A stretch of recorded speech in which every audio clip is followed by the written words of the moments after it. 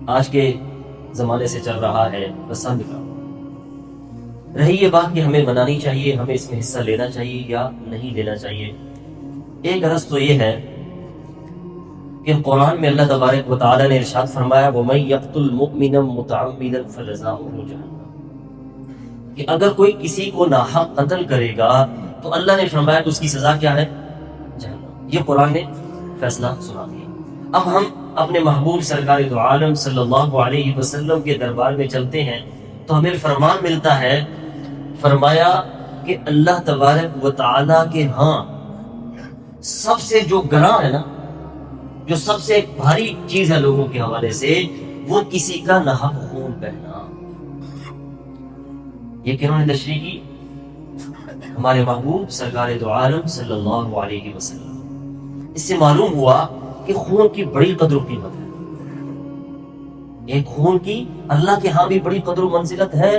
سرکار دو عالم صلی اللہ علیہ وسلم نے جو ہمیں تعلیمات دی ہیں ان کو سامنے رکھتے ہوئے بھی یہی بات سمجھ آتی ہے کہ خون کی بڑی اہمیت ہے۔ تو یہ عمل ایسا ہے کہ کہیں نہ کہیں نقصان ہمیں ہوتا نظر آتا ہے۔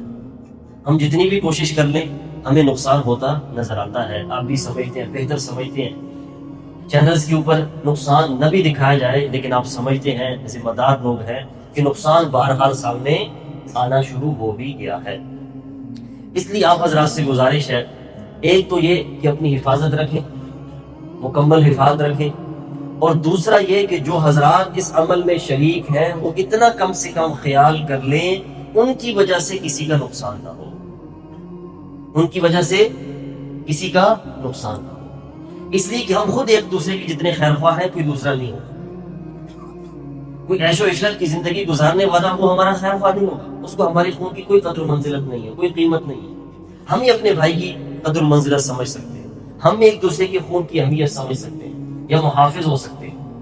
تو اس لیے اگر ہمارے اس عمل کی وجہ سے کسی کی جان چلی جاتی ہے یا کسی کو تکلیف پہنچتی ہے، ہم اس کے قصوروار ہیں۔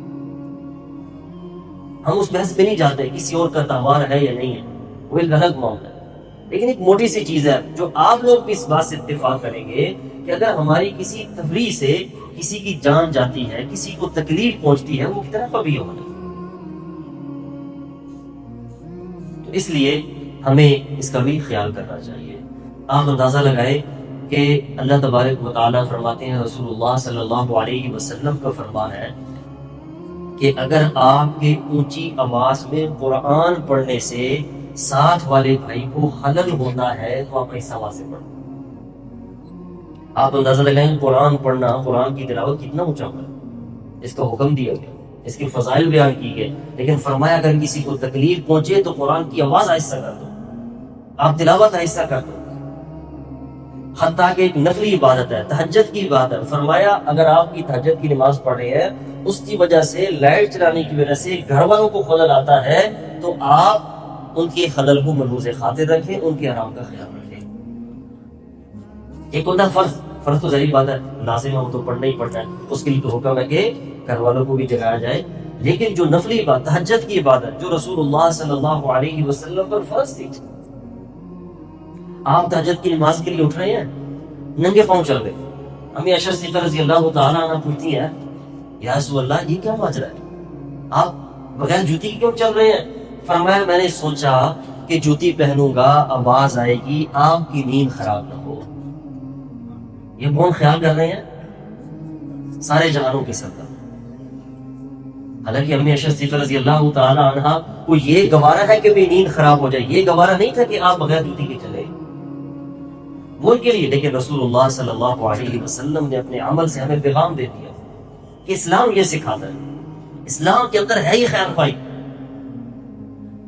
یقین جانے حقیقت ہے، ابھی آپ ماشاءاللہ نمازی حضرات ہیں، نماز پڑھتے ہیں، یقین جانیے میں گواہی دے رہا ہوں کہ آپ کے دل اتنے نرم ہیں کہ ابھی چلتے ہوئے، جمعے کے بعد جاتے ہوئے کسی کو پاؤں بھی لگ جائے گا تو آپ پوچھیں گے کہ بھائی نقصان تو نہیں ہوا، معذرت، تو یہ آپ کیوں کریں گے؟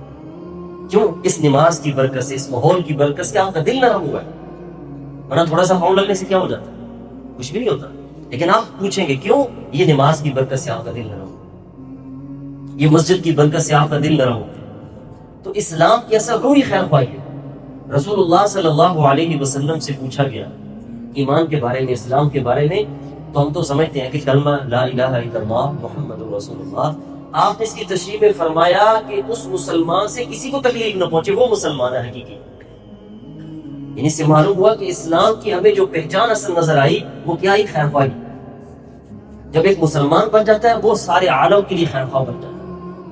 آپ اندازہ لگائیں ہمارے محبوب سرکار دو عالم صلی اللہ علیہ وسلم خیر خواہ صرف اپنی امت کے لیے نہیں تھے بلکہ سارے جہانوں کے لیے خیر خواہ، سارے جہانوں کے لیے. کافر بھی آپ کے پاس امان محسوس کرتے تھے، کافر بھی کہتے تھے کہ ان سے ہمیں تکلیف کو نہیں پہنچ سکتی. یہ وہ کافر کہہ رہے جو خود آپ کو نقصان پہنچانے کے در پہ تھے، لیکن ان کا تھا کہ نہ ہماری امانت دیانت نہ ہماری کسی سیفٹی کے اندر کوئی کمی آ سکتی ہے سرکار دو عالم صلی اللہ علیہ وسلم کے ہوتے ہوئے. اس لیے ہمیں اس خیر خواہی کو ملحوظ خاطر رکھنا چاہیے، ہماری وجہ سے کسی کا نقصان نہ ہو، کسی کی نیند میں خلل نہ آئے، کسی کو اذیت نہ پہنچے، اور سب سے بڑھ کر کسی کی جان کو تکلیف نہ پہنچے. یقین جانے جان بڑی عزیز ہوتی ہے، لیکن یہ عزیز ہونی کی ہوگی.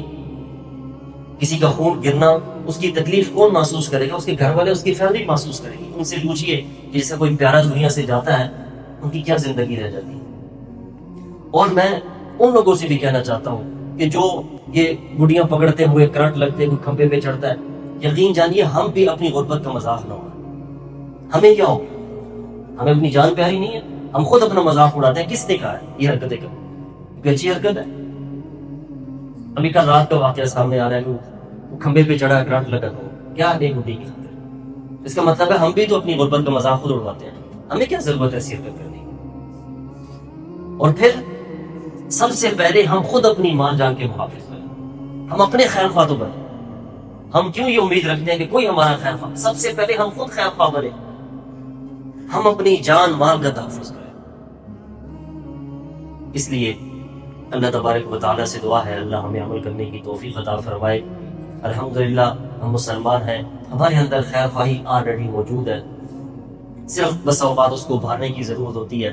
ورنہ مسلمان ہوتا ہی شفیق ہے، مسلمان ہوتا ہی خیر خواہ ہے. اور پھر یقین جانیے اللہ تبارک و تعالیٰ کا فضل ہے، اسلام کی برکت ہے، اور سرکار دو عالم صلی اللہ علیہ وسلم کی امتی ہونے کی برکت ہے کہ آپ کا امتی بڑا نرم دل ہوتا ہے، بڑا شفیق ہوتا ہے. یہ آپ کی تعلیمات ہیں اور آپ کی دعائیں ہیں.